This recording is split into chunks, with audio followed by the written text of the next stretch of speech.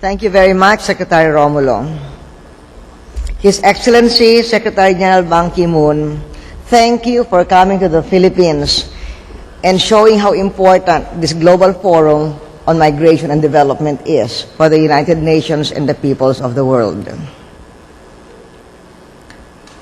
Vice President De Castro and the other officials of the Philippine government, Excellencies of the Diplomatic Corps, distinguished delegates, thank you all for coming together for a cause that is important to my country and to yours, namely the nexus between migration and development. This is a cause especially dear to the hearts of millions of Filipinos here and overseas who are interconnected through a vast diaspora of expatriate workers. Migrant workers are honored by the government and the people for their sacrifice and dedication to their work, their family, and the nation. We welcome their contribution. But we long for the day when going abroad for a job is a career option, not the only choice for a Filipino worker.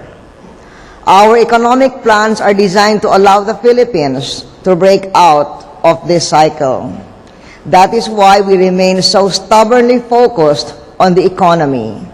We need to create and spread the wealth and keep the people working here at home. We are working to create appealing employment opportunities by focusing on the development of certain priority sectors that give high-income jobs. For instance, business process outsourcing, which has created about 400,000 jobs in the last 7 years. All in all, we have created almost 7 million jobs in the last 7 years. By continuing down this path, we hope to increasingly be keeping our best and brightest right here in the Philippines, closer to friends and families, helping to build our communities and providing the next generation of leadership. For the Philippines and for any country, for your countries, people are our biggest national asset at any time in the course of our economic, social, and political development. Development cannot occur in the economy without human development. That is, without human beings who are healthy, educated, employed, and able to care for their families. As both His Excellency Secretary General Ban Ki-moon and Foreign Secretary Romulo have said, today some 200 million people live outside of their nations of birth, many of them working. This number rises every year, keeping pace with the advance of globalization. Indeed, migration is one of the dynamic forces behind the globalization that draws our world ever closer together. We inhabit a world where people, countries, businesses, cultures, and economies are so closely interconnected that we all catch cold if one of us sneezes hard enough. It is at one of those interconnections, the interface between migration and development, that we confront some of the most serious challenges to us to work together. As people migrate, they draw more than one country into their lives.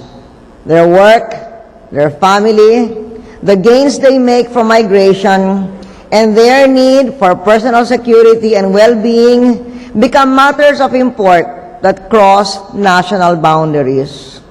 These movements occur in all directions, not just south to north, but also south to south, north to north, and in every other conceivable direction.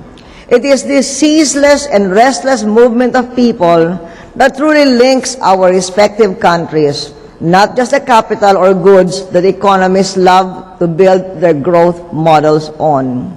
It is people who stimulate the trade, business and economic exchanges that keep the global economy moving along. But unfortunately, countries are less equipped often to protect their people abroad in times of trouble than they are their money or businesses.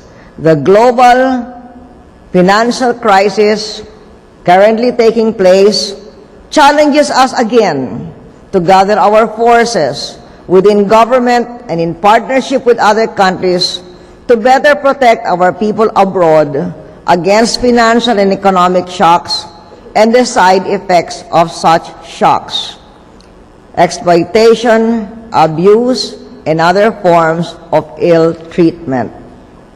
All eyes may be glued on the stock market, but we must never lose sight of the often unseen impact of the global credit crunch on the long-term needs of the poor, including the migrant poor.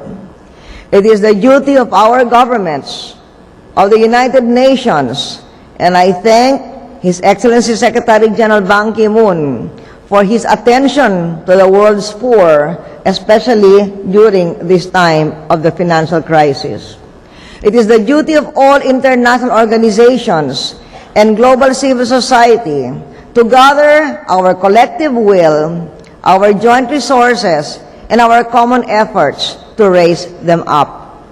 We can draw encouragement from the fact that governments, the United Nations, international organizations, and civil society are now increasingly focused on all aspects of migration. In the United Nations and throughout the international development community, growing attention is devoted to research, studies, projects, and programs on migration and development. And we thank His Excellency Secretary General Ban Ki-moon for recounting some of them. Of course, more remains to be done, but this is a good start. The Philippines stands ready to champion the cause of migrant workers. We have established what is considered one of the best regulated expatriate worker programs in the world. On the basis of their contributions and of the nation's humanitarian responsibilities to its people wherever they are, our government works doubly hard to strengthen migrant workers' protection from the depredations of domestic recruiters, as well as of overseas employers, agents, and officials, and protection from physical harm. Our comprehensive and multidimensional life cycle strategy covers all facets of the overseas employment process, from pre-departure orientation to post-return reintegration and retraining.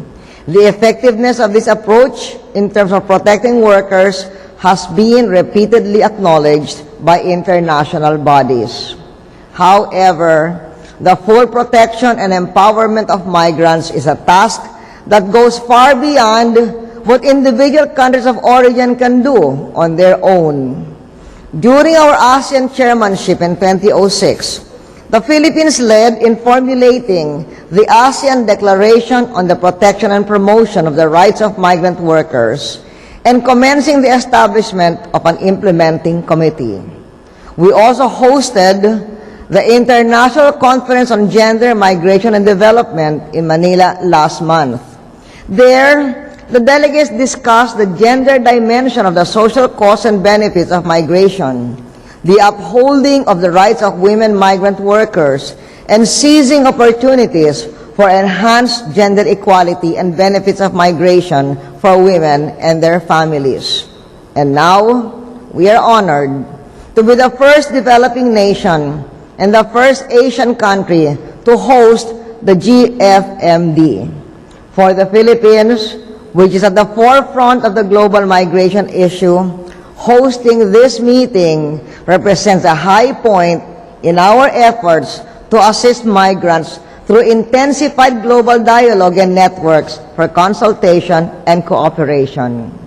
It is good that the leaders of the nations of migrant origin and those nations hosting migrants have come together in our global forum to seek common ground on ways to coordinate assistance to our economies and protection to our workers. We must do so in a way that puts the interests of the poor and dispossessed ahead of the rich and powerful. We must do this in a way that offers a global solution to a global challenge. Indeed, we call for fundamental global reform.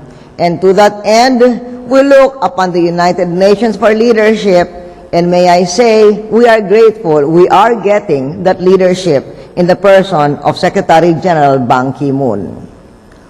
We urge all countries which have not yet done so to ratify the International Convention on the Protection of the Rights of All Migrant Workers and members of their families. We are having this global...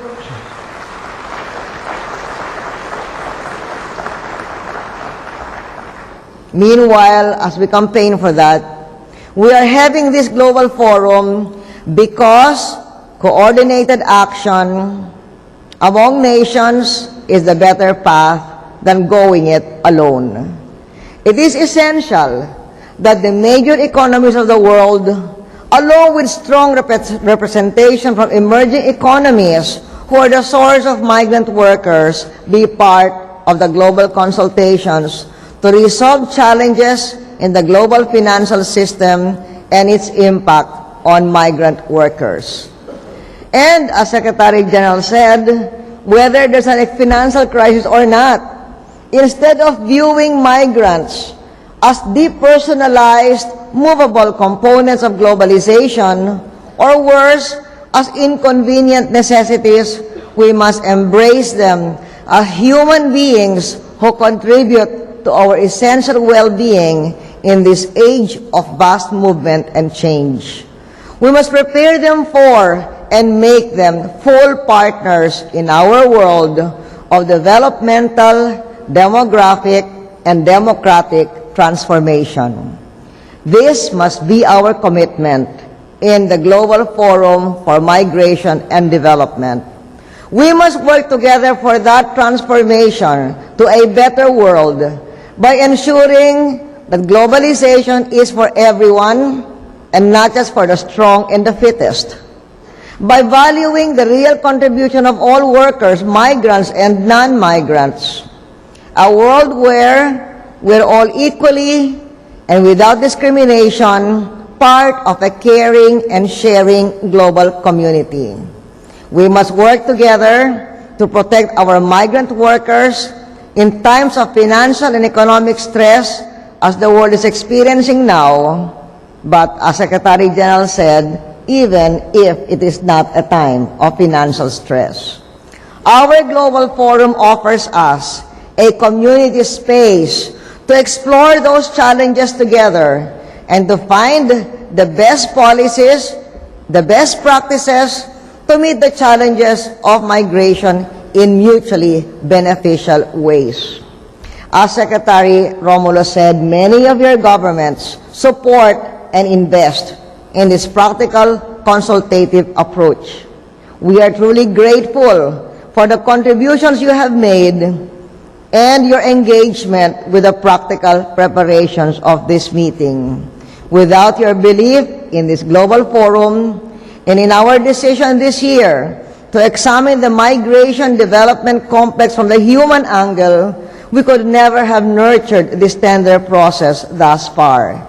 You have helped the GFMD come of age. In being here to discuss migration and development, ladies and gentlemen, distinguished delegates, may you get the chance to taste the hospitality that we traditionally extend to friends and family. Many of you may have already experienced with our expatriates abroad. My best wishes to all of you on the proceedings of the Global Forum on Migration and Development. Salamat. Thank you.